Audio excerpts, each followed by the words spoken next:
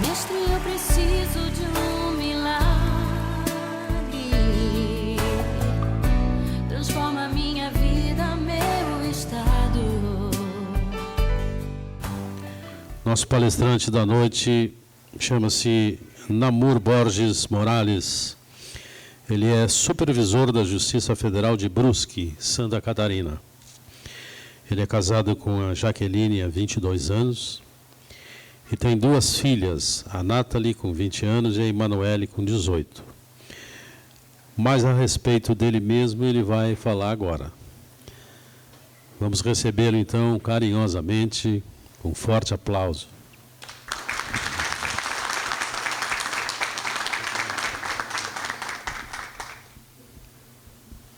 Uma boa noite a todos. É uma alegria muito grande para mim hoje estar aqui com vocês. Eu digo que é um privilégio duplo. Primeiro, pelo esse momento.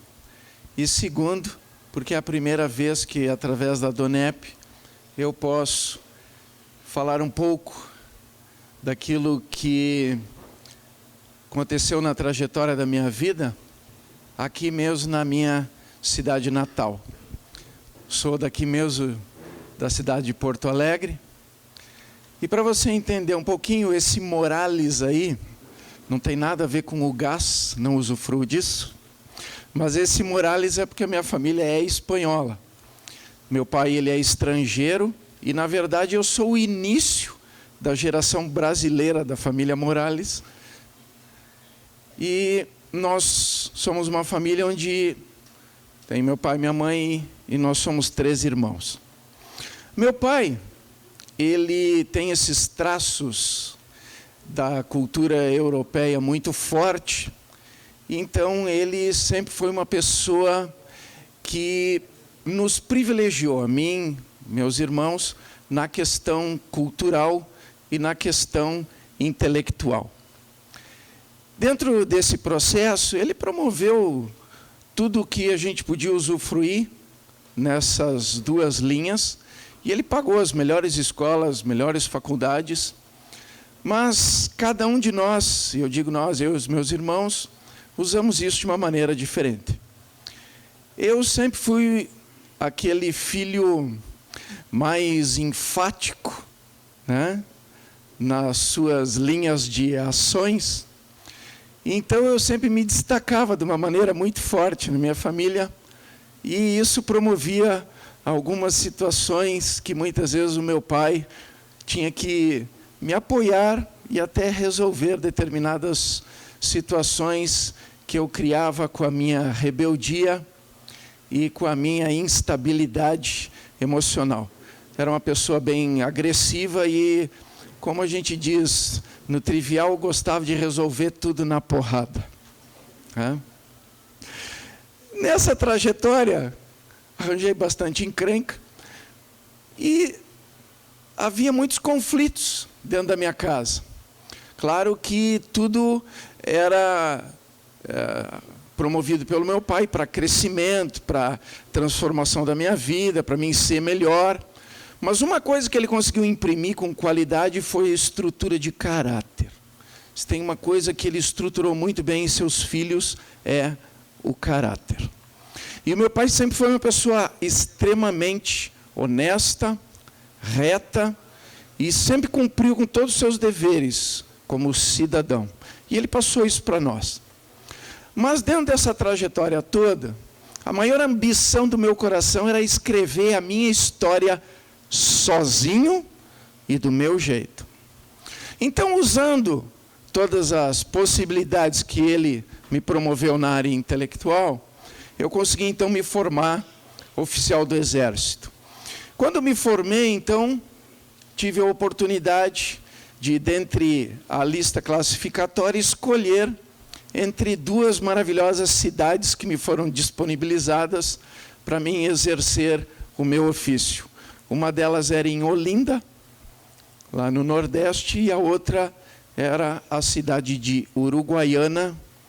E Uruguaiana, ela tem 2 olhares fixos sobre ela. Dependendo da maneira com que eu olho, ela é a última cidade ou ela é a primeira cidade do estado do Rio Grande do Sul. E lá eu então fui escrever a minha história do meu jeito, sozinho e na minha própria visão. E existe um ditado popular que diz assim: quer saber como é um homem, dá poder para ele. E eu, infelizmente, entrei nesse contexto. Cheguei lá, um excelente salário na época, 600 pessoas sob o meu comando. Logo que cheguei, já assumi o subcomando de uma das subunidades da unidade para onde eu fui designado. E aí, aquela soberba, aquela arrogância e aquela prepotência tomaram um lugar de ascensão na minha vida. Dentro dessa trajetória, eu nunca aceitava que as coisas não fossem feitas da minha maneira. E também com essa questão de ter um posto militar dentro de uma cidade do interior, onde qualquer autoridade era altamente reconhecida e convidada para todos os eventos sociais, políticos da cidade, logo eu me entrosei rapidamente dentro daquela linha em que as pessoas iam me abrindo as portas. Conheci muita gente, me relacionei com muitas pessoas e tinha muitas oportunidades, tendo em vista a minha patente. Nesse período, conheci então a minha esposa. Empresária na época, ela tinha uma empresa na área de importação e exportação, e era uma empresa muito bem sucedida. Uma pessoa que tinha um tino comercial muito forte, muito expressivo. Ela é uma pessoa que sabe fazer negócio. Ela é uma excelente negociadora. Só para você ter ideia, eu nunca compro carro. Eu sempre levo ela junto e o vendedor que se vire com ela. Porque ela sempre faz o melhor negócio. Só que naquela época, quando nós nos conhecemos e aí então nos tornamos noivo, eu comecei então a me associar a ela dentro do seu empreendimento e comecei inclusive a aportar recursos financeiros para promover o crescimento. E realmente a gente teve um crescimento muito grande, muito expressivo. Nessa época de ascensão, onde nós tínhamos o convívio social nas altas rodas, nós fomos então convidados para um jantar da Donep. Então, lá no Hotel Glória, o hotel mais famoso da cidade, nos foi então aberto as portas dessa associação. E esse jantar foi um jantar bem peculiar para a minha vida, porque eu, oficial do Exército, fiquei sabendo que quem era o preletor da noite era um capitão, e não era um capitão qualquer, era um capitão com brevet de paraquedista e curso de guerra nas selvas.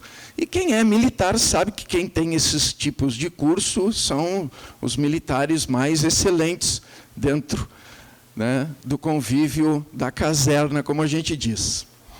E eu até fiquei meio receoso em negar a participação, tendo em vista que depois podia até ter algumas represárias, inclusive que eu sabia que na lista de convidados estava o general, né, que lá em Uruguaiana tem a 3ª DE, a 3ª Divisão de Exército, e inclusive o general, meu superior máximo, também ia estar presente.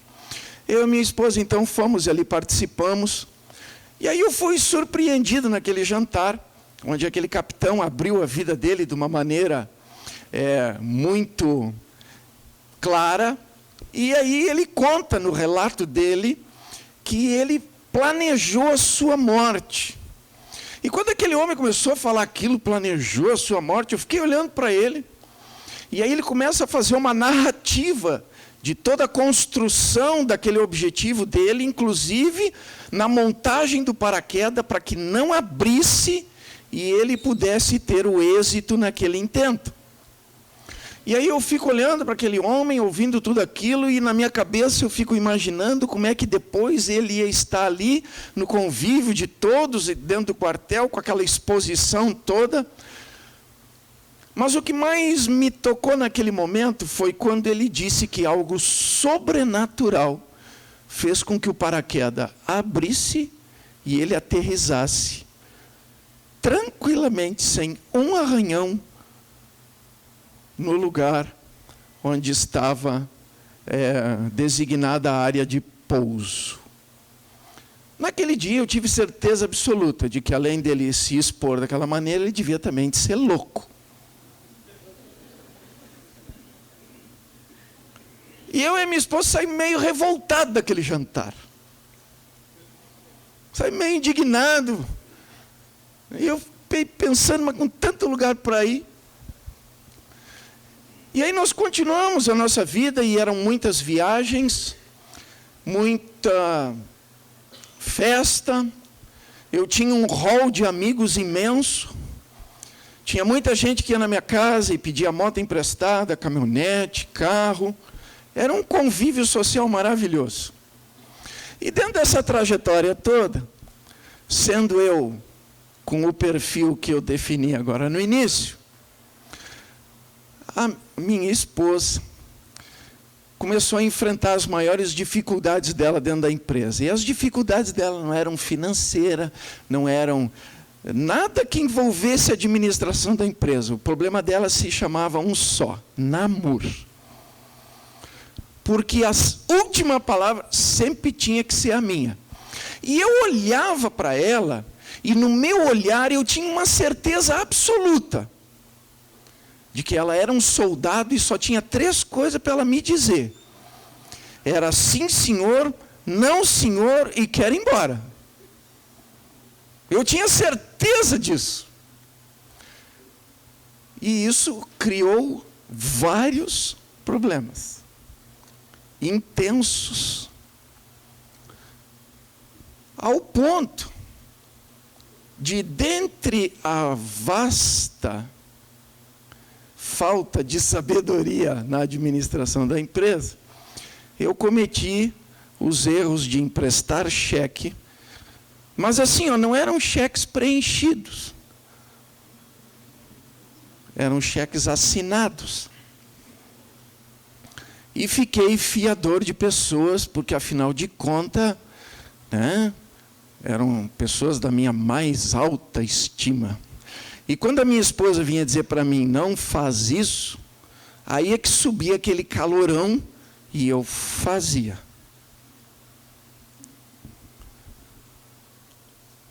Para resumir esse contexto,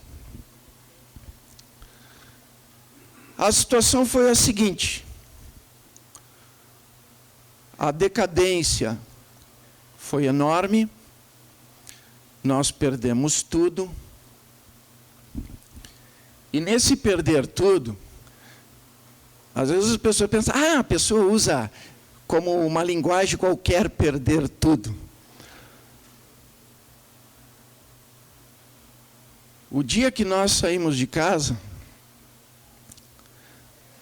nós saímos com pessoas botando lençóis no chão e jogando todas as coisas ali, pegando aquilo pela ponta e jogando em cima de caminhões. Assim nós saímos de casa. A caminhonete, o carro e a moto foram as primeiras coisas que foram embora. Fomos então morar de favor numa pecinha que tinha 3,5 por 2,5. Não precisava mais do que essa medida, porque só sobrou o colchão de casal que nós colocamos no chão, uma poltroninha de 2 lugares, onde então a Nathalie, recém-nascida, nessa época, dormia, um guarda-roupinha de uma porta, e a situação se agravou extremamente.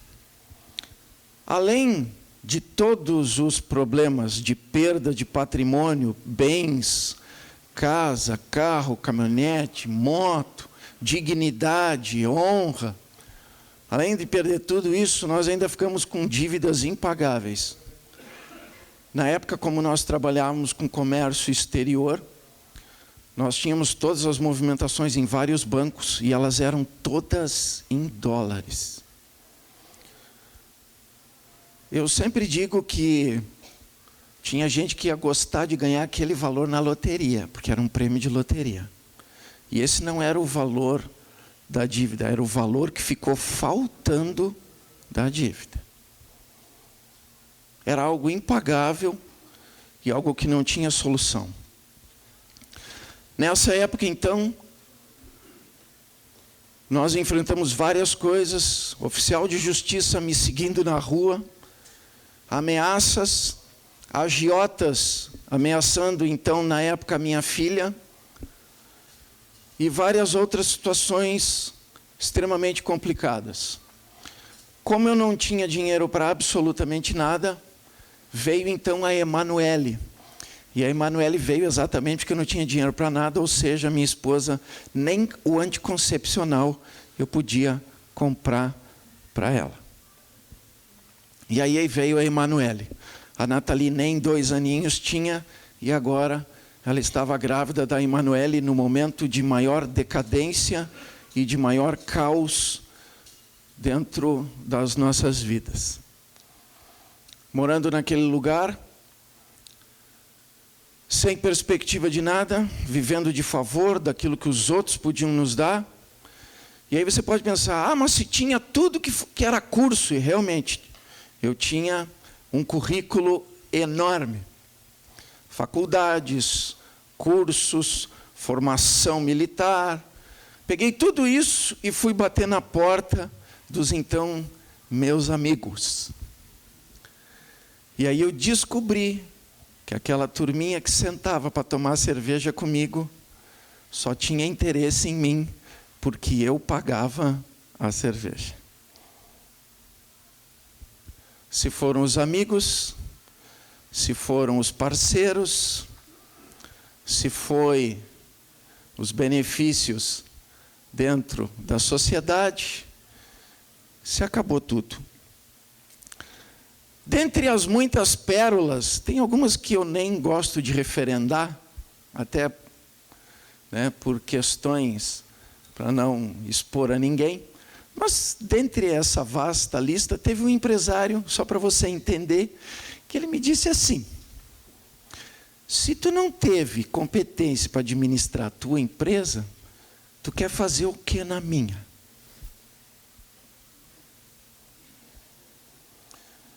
Eu olhei para ele e eu tive que concordar. E aí eu fui baixando o nível da minha procura de emprego. Fui onde tinha uma possibilidade, lá estava eu. Dentre esta lista, teve um dia que eu peguei um anúncio de jornal que dizia-se: precisa-se de motorista. Motorista de ônibus urbano.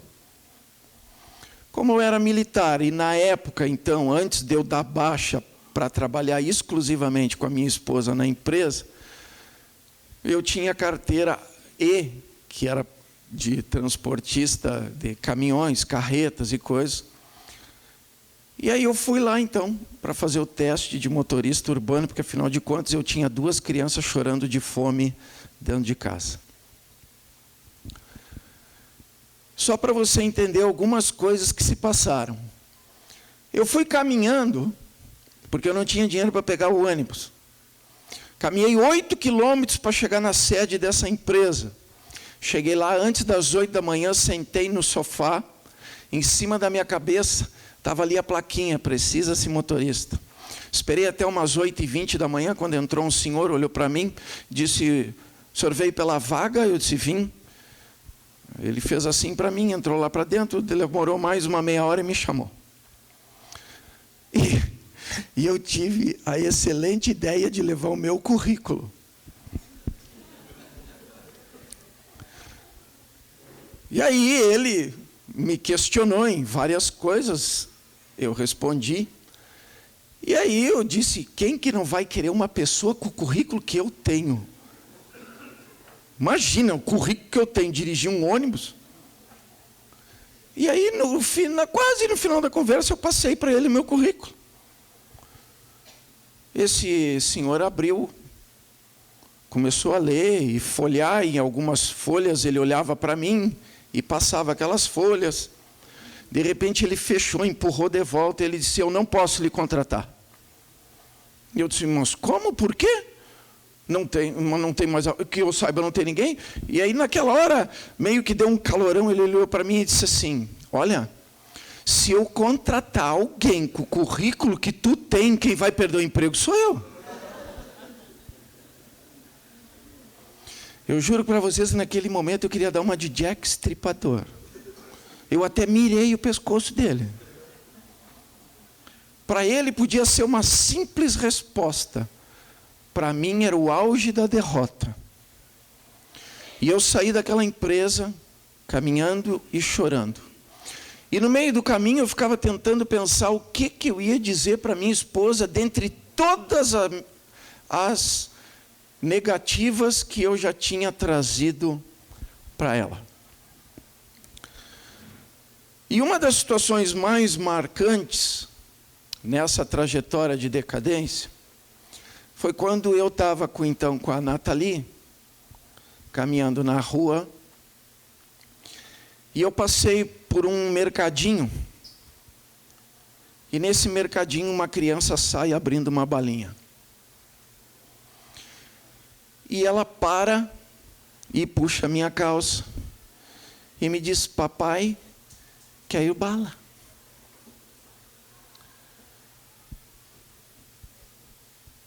Parece ser uma coisa tão simples.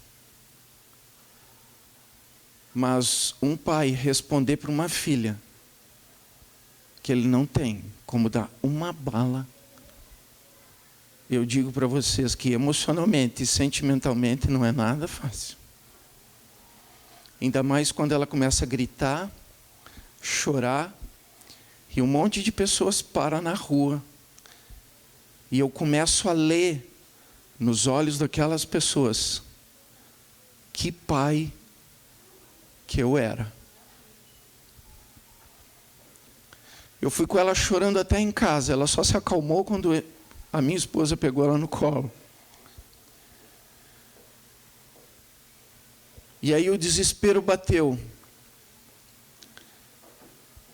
E aí eu consegui então um maravilhoso emprego. E eu digo maravilhoso emprego porque ele se tornou um grande problema para mim pelo seguinte: eu consegui trabalhar de comissionado num táxi. Não tenho nada contra os taxistas, mas o que aquilo promoveu? Porque aí eu trabalhava 24 por 24, era 24 horas rodando, 24 horas descansando. E eu ganhava comissão, era 30% de todas as corridas que eu fazia. Só que aí eu descobri que os horários de maior rotatividade, inclusive de aporte financeiro, era na madrugada e em determinados locais. E eu fui trabalhar ali. E aí aquilo que já era um caos dentro da minha casa se tornou um problema maior ainda. Por causa do tipo de mulheres que eu transportava no carro. E eu sempre digo, a gente pode enganar por muito tempo, mas não por todo o tempo. E aí quando eu e minha esposa tivemos um confronto muito grande,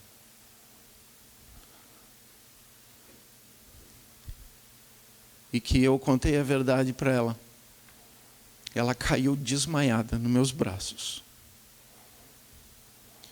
Eu olhei para ela e aí eu vi quem eu era. Eu vi que eu era um péssimo pai, um péssimo marido e um péssimo homem. E aí você pode pensar, mas e a família? O meu pai foi a pessoa mais especial, porque ele me deu todo o apoio que ele podia me dar dentro dos limites Ele pagou todos os meus advogados. E eu vou dizer uma coisa para vocês, eu tinha todos os tipos de processo, desde criminais, civis e execuções, todos. Bancos, financeiras, agiotas, era uma coleção de problemas. Não faltasse isso, eu ainda destruí toda e qualquer esperança que havia no coração da minha esposa. Saí de casa, subi em cima de uma carreta. E eu literalmente, eu fui fugir. Porque é indescritível a dor de um homem ouvindo durante a noite 2 crianças chorando de fome e saber que não tem absolutamente nada para fazer que mude aquela situação. E aí eu subi naquela carreta e me fui. Eu passei 40 dias viajando e não tinha perspectiva nenhuma de voltar para casa.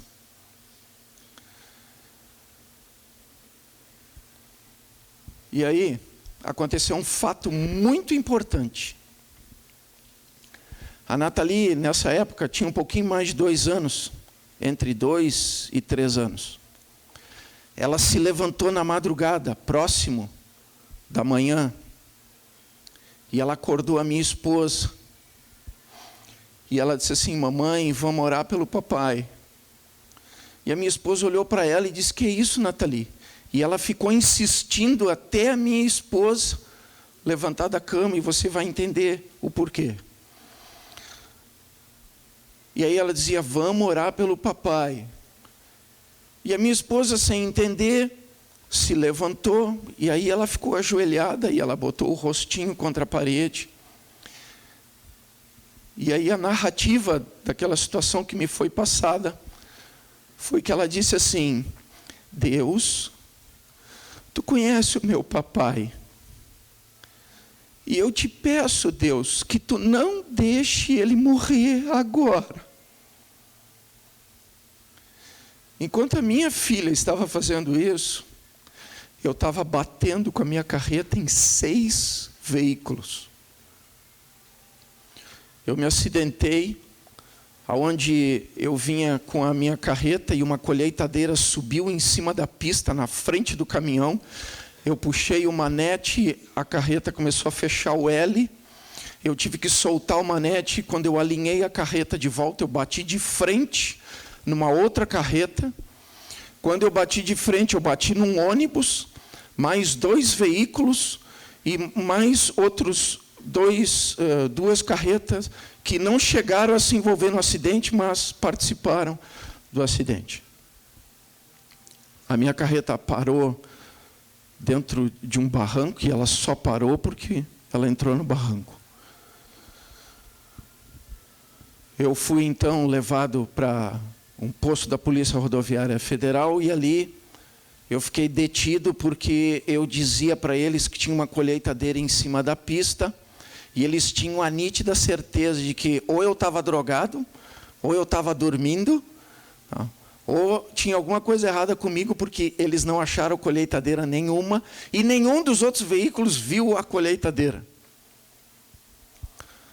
E aí eu ficava insistindo naquilo, e até que encontraram o então responsável pela colheitadeira, porque ele, quando subiu com ela em cima da pista e fez com que acontecesse aquilo, ele fugiu pelo campo. Mas aí, como eu afirmava veementemente que tinha uma colheitadeira,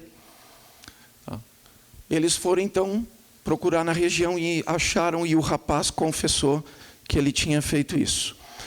E aí eu fui liberado, só que eu não podia sair dali porque a carreta estava toda demolida, e eu tinha que esperar então eles mandarem um outro cavalinho para então fazer ali o transbordo e seguir com a carga. Nesse meio tempo eu estava então dormindo na boleia, e estava tudo amassado, e eu enxergava as estrelas. E quando eu deitei na madrugada, uma voz gritou meu nome, Namur. E eu levantei rapidamente, achei que era um dos policiais, e fui olhar na lateral do caminhão, eu olhei na outra e não tinha ninguém. E aí eu desci do caminhão e fui olhar, e o policial rodoviário estava lá dentro da cabine, a quase 100 metros de onde eu estava. Eu voltei, então, deitei de novo e tentei dormir. Enquanto eu tentava dormir, veio aquela voz de novo. Namor. Mas era uma voz suave que entrava e ardia o meu coração. E aí eu levantei rapidamente, dei a volta na carreta, olhei tudo, não tinha ninguém. E aquilo começou a me dar um quebrantamento, uma necessidade de choro. E eu voltei, deitei de novo, e aí aquela voz suave veio de novo. E aí ela disse assim, aquela voz: Namor, se tu tivesse morrido, para onde que tu ia agora? A gente pode ter várias visões a respeito de religião, de certo, de errado. Mas, dentro de todos os meus conceitos, e até mesmo do meu ateísmo, eu sabia qual era a resposta. Uma pessoa prostituta, adúltero, drogado, viciado, alcoólatra. Eu sabia. Eu sabia a resposta. E aí eu voltei para casa.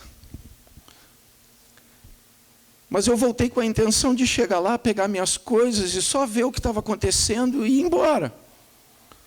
Porque na minha cabeça, a minha esposa tinha direito de fazer tudo que ela queria comigo. Só que quando eu cheguei lá,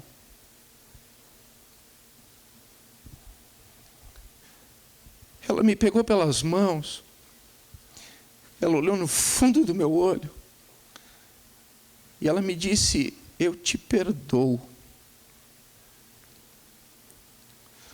Pode ser uma palavra simples, mas para mim tinha um significado imensurável. Eu fiquei atônito um tempo, olhando para ela e tentando absorver aquilo. Porque na minha cabeça ela devia de me dar uma surra, de me quebrar todo, de me jogar para fora, de me expulsar. Ela teria todo esse direito.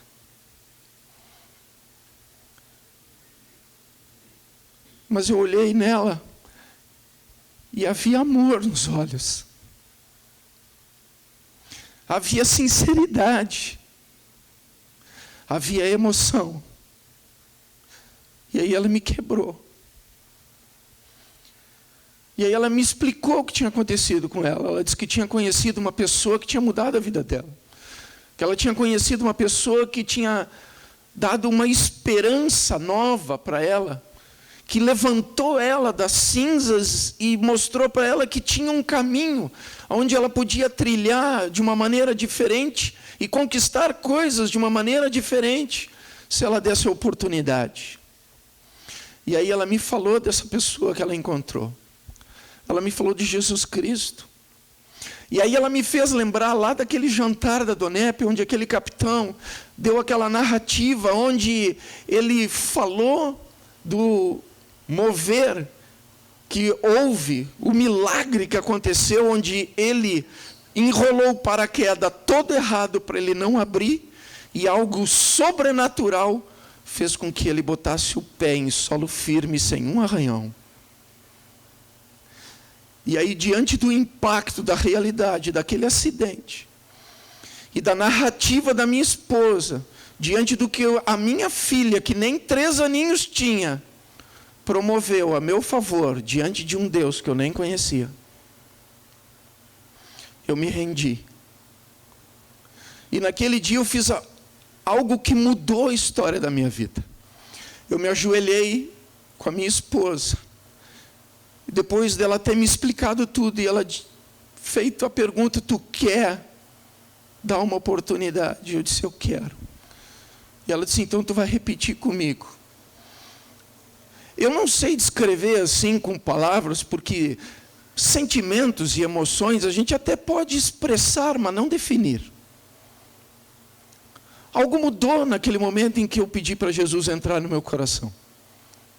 Era como se do nada surgisse uma possibilidade, uma esperança, uma luz.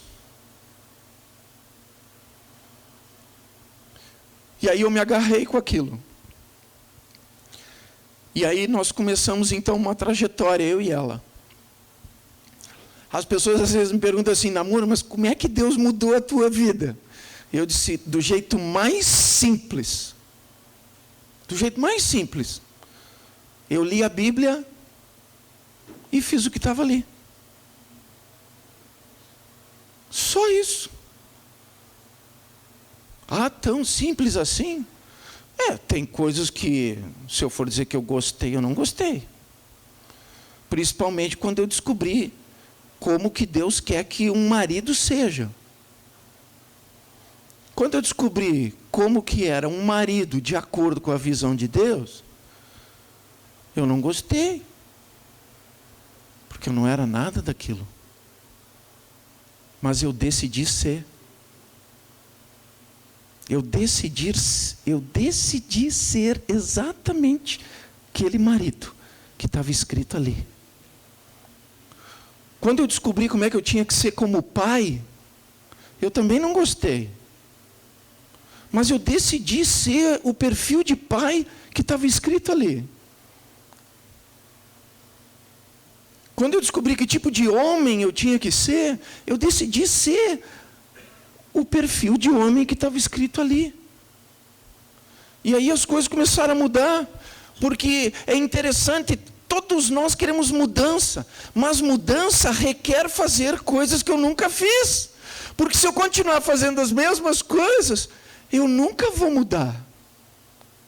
E aí eu decidi fazer as coisas que eu nunca fiz.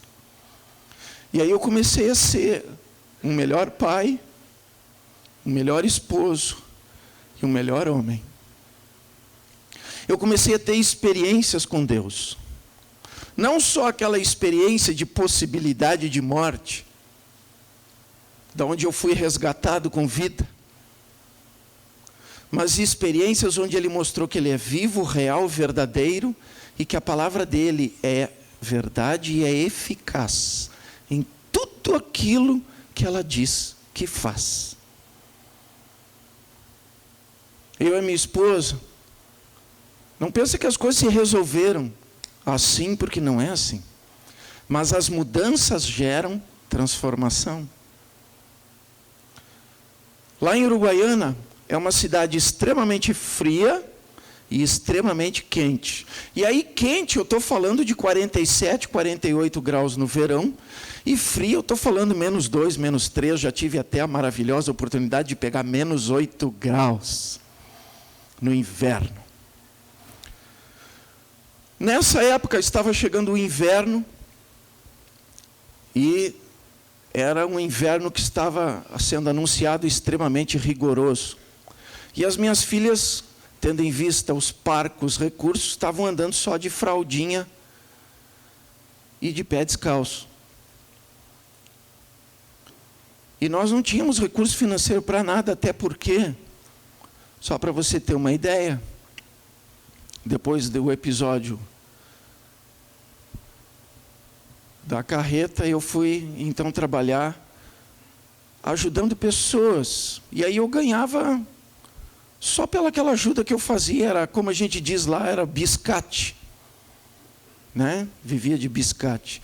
Mas aí eu conseguia comprar fralda, eu conseguia trazer um pacotinho de feijão, eu conseguia trazer um pacotinho de arroz, um litrinho de leite, eu conseguia. Só que comprar roupa e calçado era outra coisa. E aí nós aprendemos a orar. Coisa que a minha filha de menos de 3 anos aprendeu primeiro do que nós.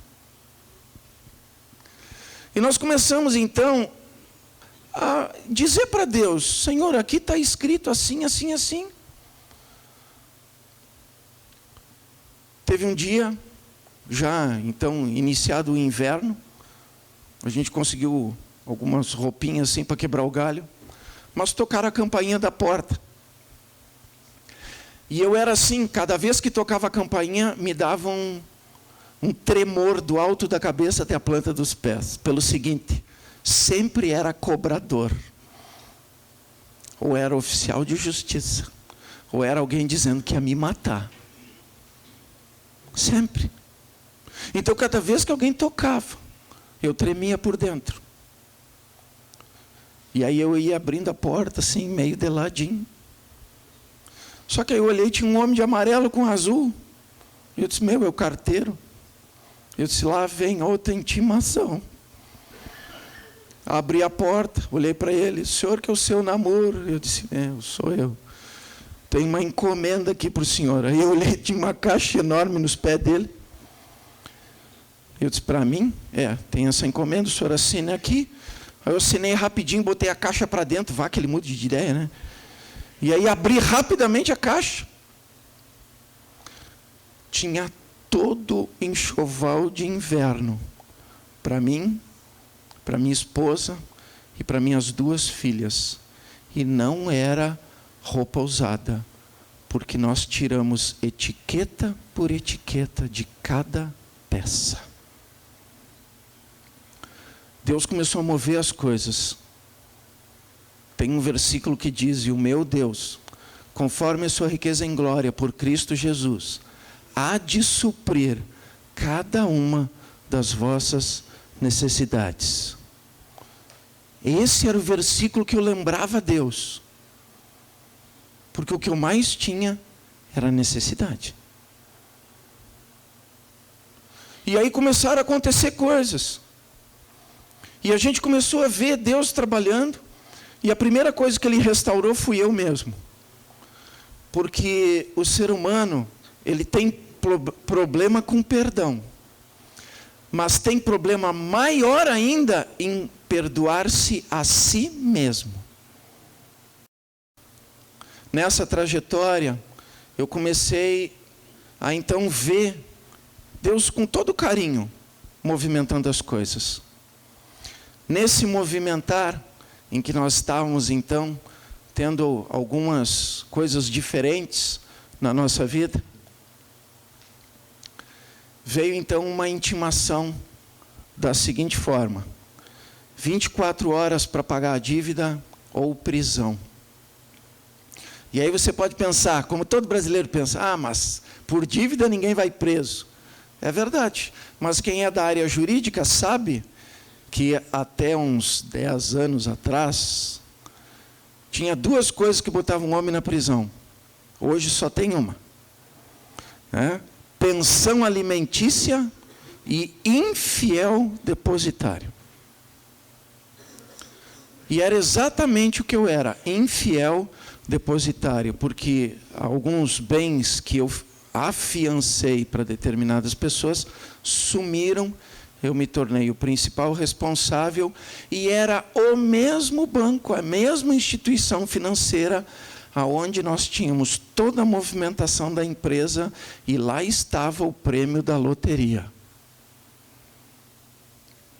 Eles usaram de uma manobra jurídica para colocar tudo num rolo só, fazer um bolinho só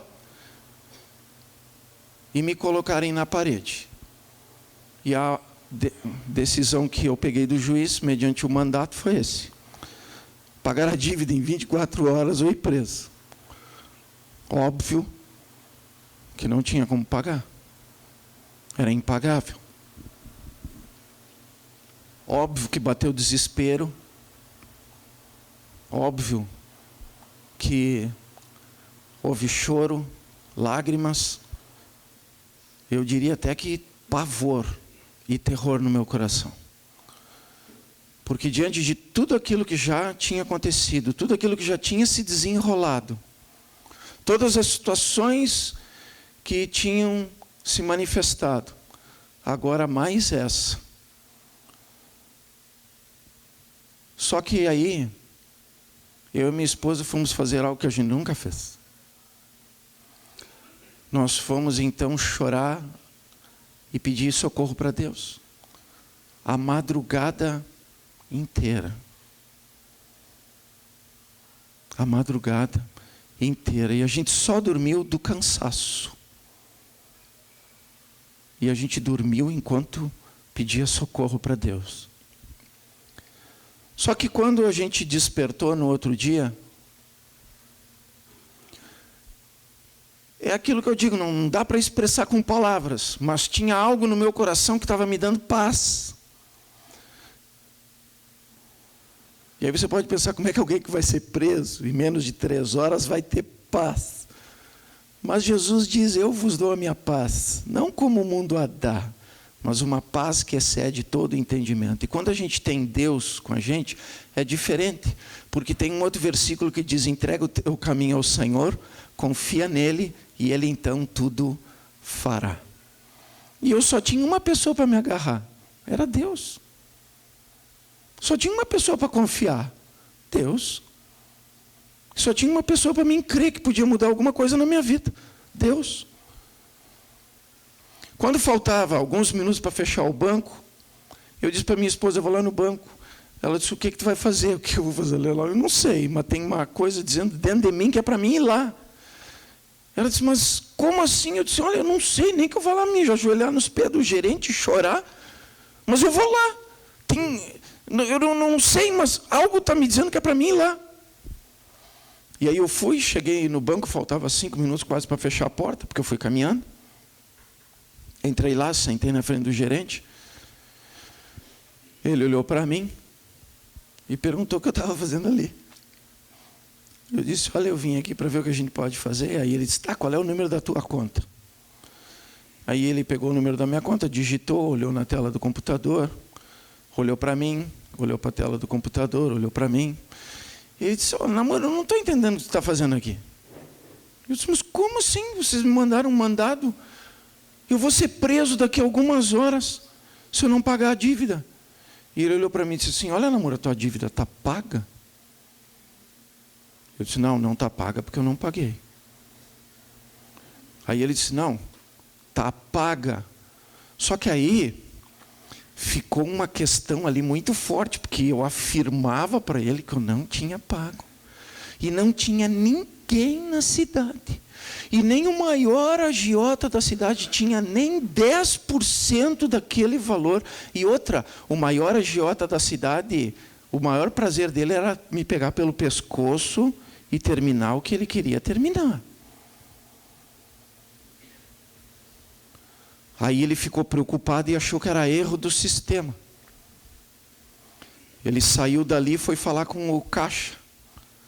E aí perguntou, eu não sei qual foi dos caixas, eu sei que mandaram ele lá para o andar de cima, porque a tesoureira do banco sabia o que tinha acontecido comigo. Para encurtar a história, ele desceu, ficou aguardando ela vir. Quando ela chegou, eu estava sentado na cadeira. Ela olhou para mim, o senhor que é o seu namoro? Eu, sim, sou eu. Aí eu queria lhe conhecer. Eu olhei para ela, eu disse, ai meu Deus, será que eu estou devendo para ela? Eu disse, me conhecer? É assim, porque o senhor me deu um trabalho enorme para mim e para a minha equipe hoje. Eu disse, eu lhe dei um trabalho? Ela, sim. E aí ela deu a narrativa toda. Ela disse que chegou um homem na sala dela. Esse homem tinha um grande pacote na mão, tinha um cabelo grisalho, barba branca. E a descrição dela foi assim: ele tinha um semblante que parecia que entrava dentro de mim. Era um semblante tão intenso que parecia que ele sabia tudo da minha vida. Aquele homem me marcou, um homem que eu nunca vi aqui na cidade. Ele deixou o pacote em cima da mesa e me entregou um papel. Quando eu peguei o papel, estava o seu nome, o número do seu CPF, o número da sua conta, e ele disse assim: isso aqui é para pagar a conta do namoro. E quando eu peguei o pacote e olhei, ele não estava mais ali. E nós ficamos muito tempo contando, porque a maioria das notas eram notas de pequeno valor. E aí você pode pensar, esse cara aí é mais louco do que aquele capitão do jantar.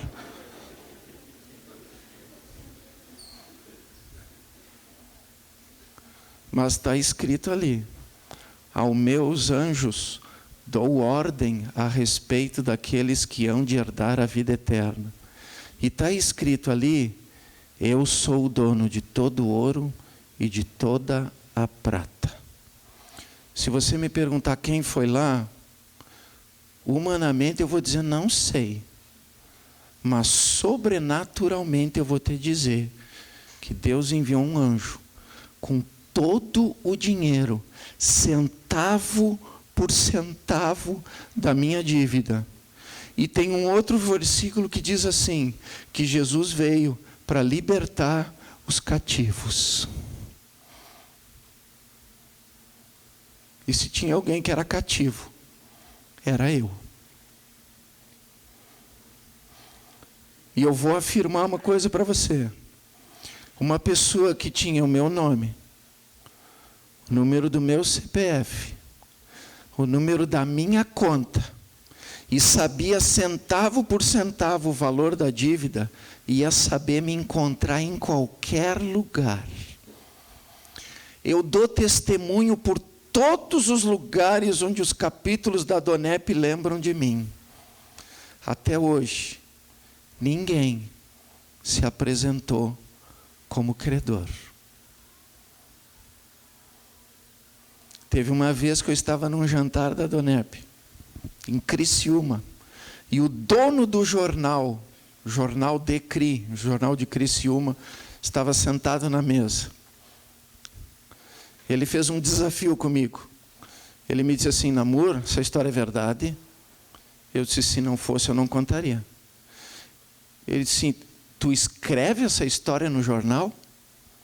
Eu disse, escrevo. Então eu vou publicar. Aí eu disse para ele, só que tem o seguinte, eu faço o texto e tu edita exatamente o meu texto. Senão não te dou a história. Porque com todo o respeito, você sabe como é que é repórter, né? Eu disse, pode me dar aqui. Eu mandei para ele por e-mail. E eu quero dizer uma coisa para vocês, ele não me deu um pedaço da página. Ele botou a minha foto no meio e ele colocou a página toda do jornal, exatamente como eu narrei. Até em canal de TV já dei essa entrevista, sabe por quê? Porque esta é a minha verdade com Deus. E eu afirmo, e posso afirmar em testemunho vivo, porque eu estou aqui, de que Ele mudou a história da minha vida. Eu conheci um Jesus que salva, um Jesus que cura, um Jesus que liberta, um Jesus que muda histórias de vida e um Jesus que faz milagres. O meu casamento é um milagre. As minhas filhas hoje, as duas estão na faculdade de Direito. A minha esposa faz faculdade de Psicologia. Sou comendador, porque até isso Deus faz, porque Ele pega os humilhados e exalta. Eu digo para minha esposa, ó, quando eu morrer eu estou tranquilo, já pode até ter um nome de rua comigo. Comendador. E aí você pode pensar, mas até onde Deus foi com isso? Deus fez loucuras. Todo mundo aqui pode não conhecer pessoalmente um agiota, mas todo mundo conhece perfil de agiota. Vou contar só um dos casos que foi o mais facinho, vamos dizer assim, mais facinho de resolver, porque Deus foi na frente. A maior dívida era com esse. Eu e minha esposa oramos, falamos com Deus, colocamos a situação para Ele, e aí Deus foi movendo as coisas. Ah, mas então tu já tinha dinheiro? Vou explicar para você como é que eu já tinha dinheiro. Chego um dia em casa cansado, e a minha esposa está me esperando com um jornal de alguns dias, onde dizia assim, concurso da Justiça Federal. E as inscrições se encerravam naquela mesma semana. Se encerravam na sexta-feira. Eu olhei, ela toda feliz, com os olhinhos brilhando, me mostrando aquilo ali. E eu disse para ela, mas como que eu vou fazer um concurso? Ela disse, eu creio que Deus colocou esse jornal na minha mão. E se foi Ele que colocou, Ele vai fazer tudo o que tem que ser feito. A minha esposa sempre me impulsionou na fé.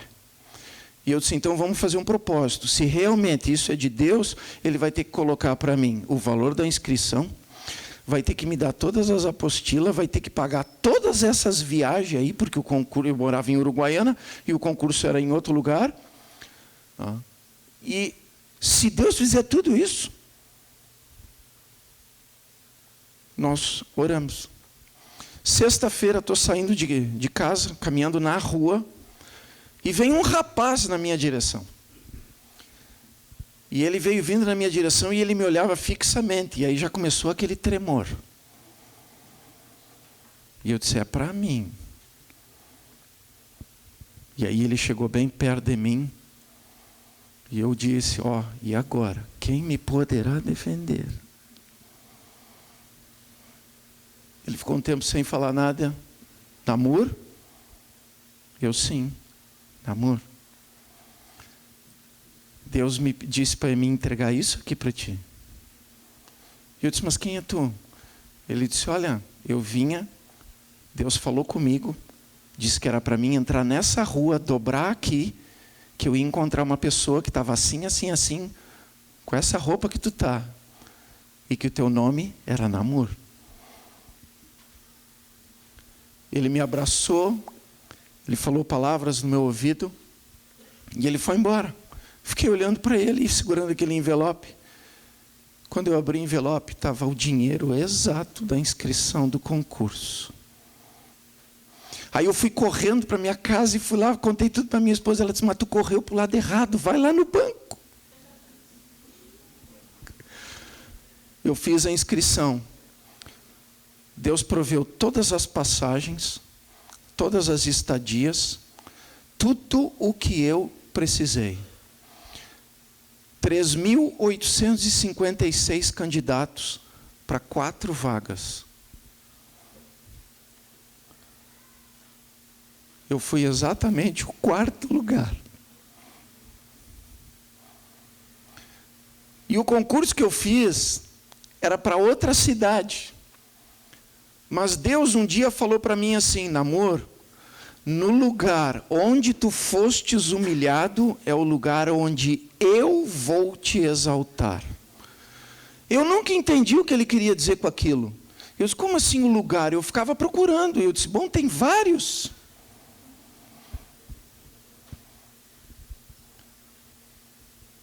Dia 23 de dezembro de 1997, eu ganhei o meu Natal antecipado.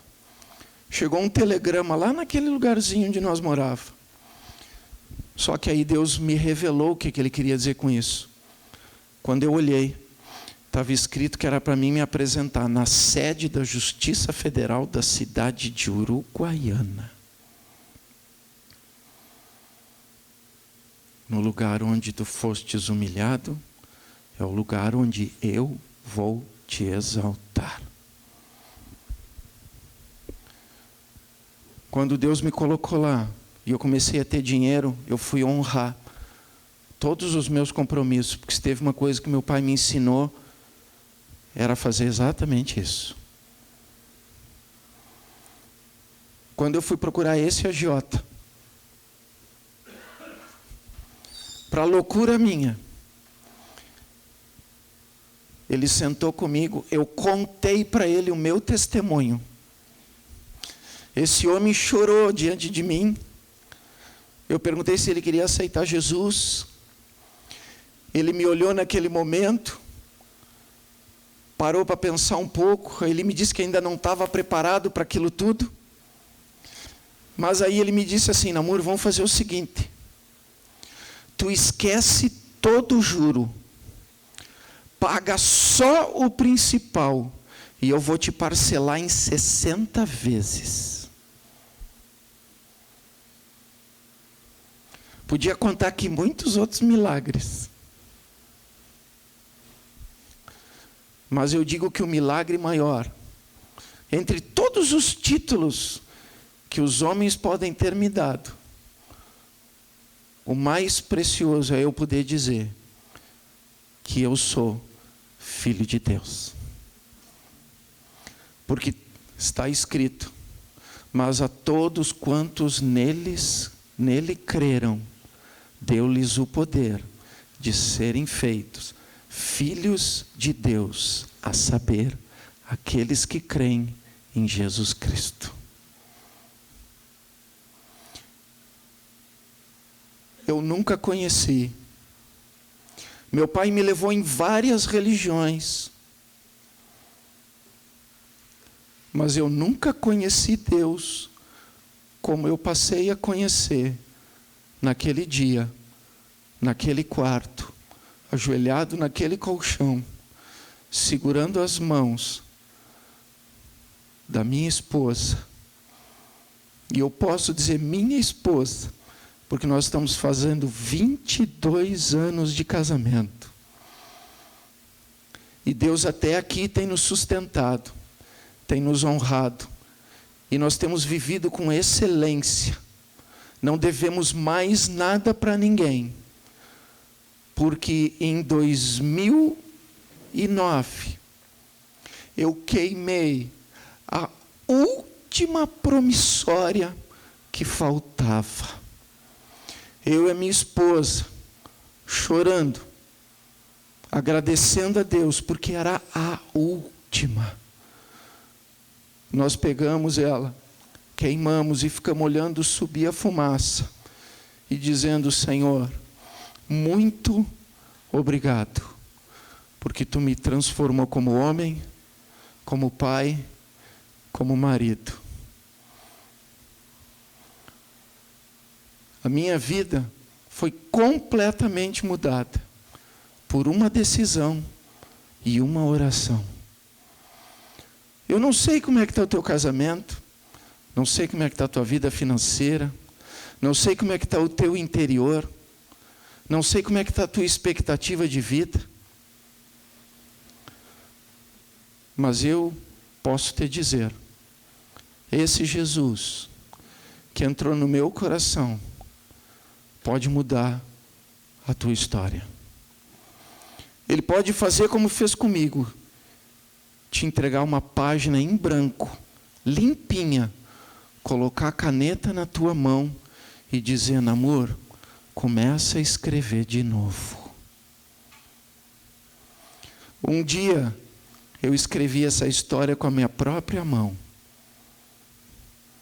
Mas quando eu escrevi com a mão de Deus, tudo mudou. E eu estou aqui nessa noite como um testemunho dessa verdade. Eu não sei qual é a tua expectativa que está aqui hoje. A minha, naquele meu primeiro jantar da Donep, era bem complicada. Deus hoje está dizendo: estou na tua porta batendo.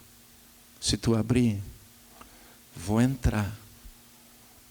E vou fazer coisas que o teu olho nunca viu, que o teu ouvido nunca ouviu, que jamais desceu ao teu coração, porque eu sou Deus no céu e sou Deus na terra.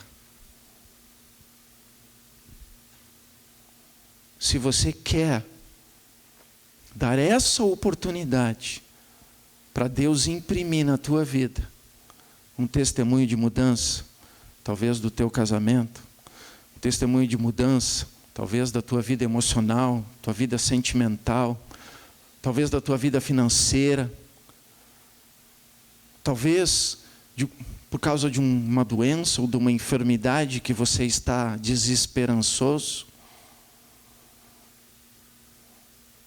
Eu estou te oferecendo. E se você quiser, assim como ele entrou em mim, vai entrar em você. E a folha branca e a caneta vai ser entregue na sua mão. Eu convido a todos a fechar os olhos agora. E quem quer realmente dar essa oportunidade para Deus, repita comigo essa oração. Senhor Jesus, neste momento, eu abro o meu coração para Ti e Te recebo como meu único e suficiente Salvador pessoal da minha vida. Entra em mim agora, faz morada em mim e começa a me transformar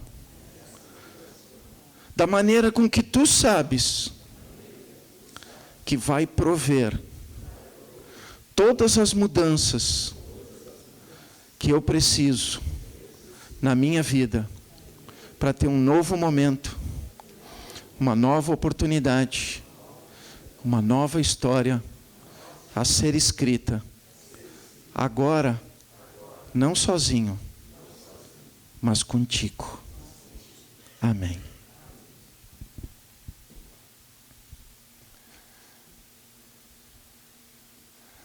Sabe que quando eu olho assim,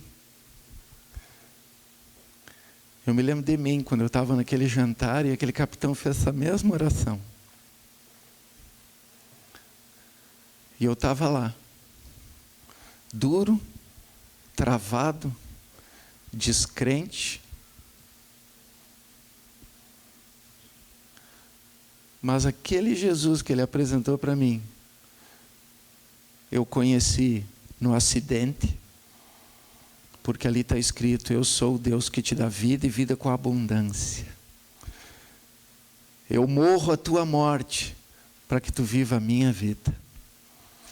Eu conheci o Jesus que me libertou das drogas, dos vícios, do alcoolismo, do tabagismo.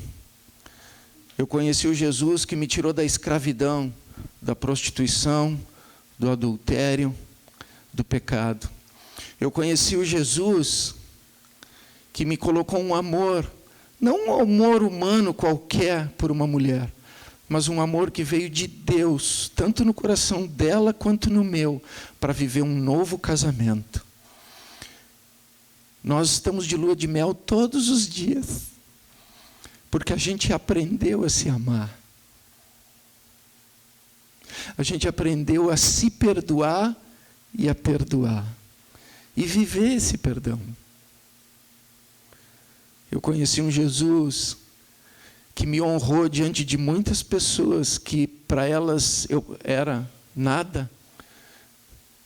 Mas elas tiveram que um dia me abraçar e dizer: Namur, realmente Deus mudou a história da tua vida.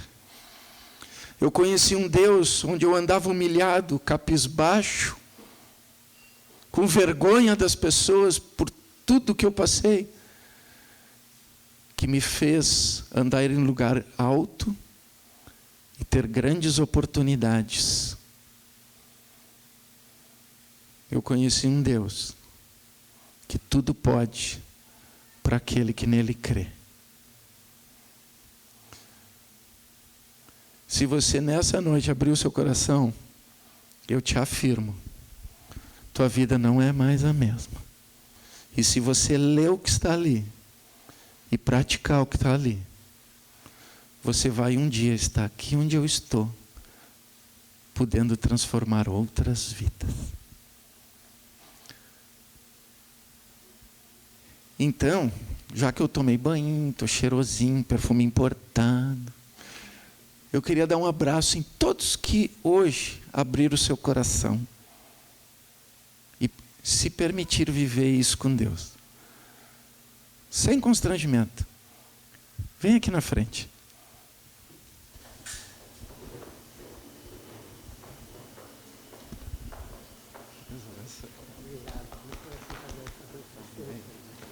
Bom.